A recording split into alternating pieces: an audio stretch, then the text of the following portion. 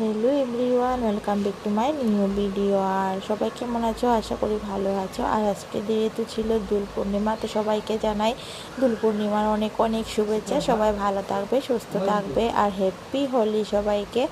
আর যেহেতু আজকে ছিল গ্রহণ, সন্ধ্যাবেলা স্নান টান শেষ করে চলে এসেছি রান্নাঘরে। প্রথমে একটু চা খেয়ে নিলাম, তারপর দেখো বর বাজার থেকে করে নিয়ে আসলো।